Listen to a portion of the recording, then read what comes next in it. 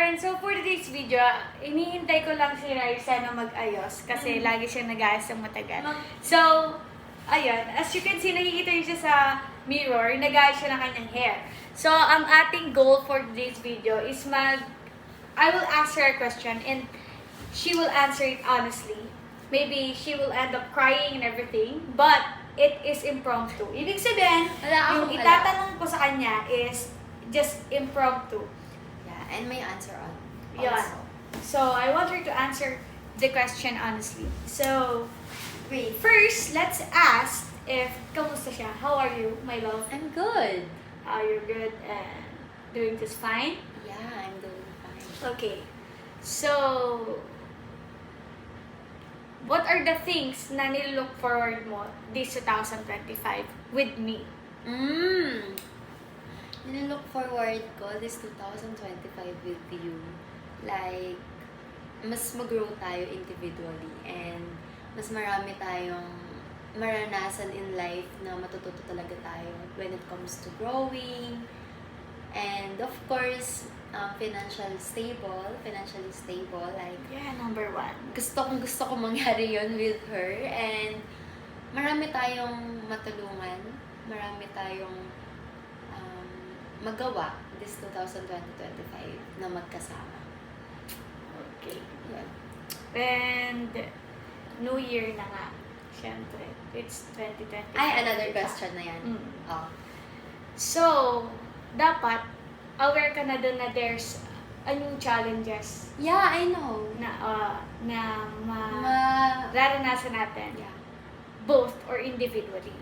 So, can you give me parang advice na lang on something na ma-overcome namin ng mga manonood or nanonood, ma-overcome namin Parang yung mga personal problems. Yes. Kasi, at the end of the day, ikaw lang talagang nagdidil sa sarili mo. Can you give me some advice or give us advice na mas mapapadali yung problema na kakaharapin or hinaharap namin? So, first of all, kasi, hindi naman to applicable for all. Pero, ako lang, personally, yung ginagawa ko kapag may problems ako, unang-unang ginagawa ko, Lord, bahala ka na. Ikaw na bahala.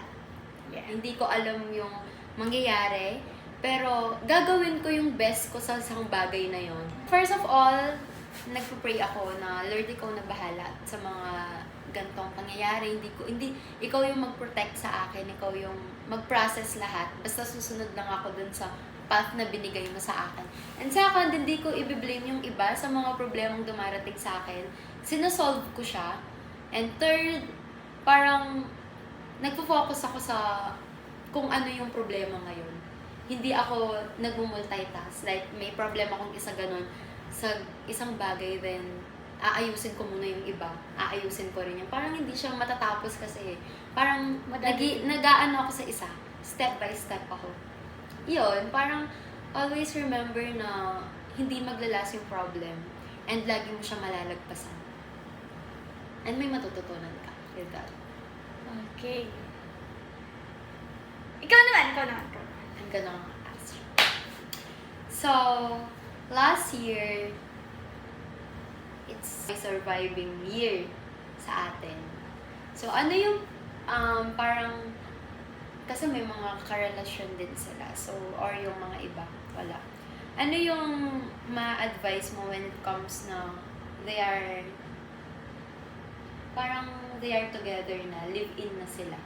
Ano yung mga Like naranasan mo, ganun? Okay. Even though before, nakaranas ka naman na ng live-in era, so, ano yung ngayon? Parang ano yung challenge sa'yo? Yun. Kasi, ayun nga, di ba? We're live-in na, we're together sa isang room. Madami akong natutunan.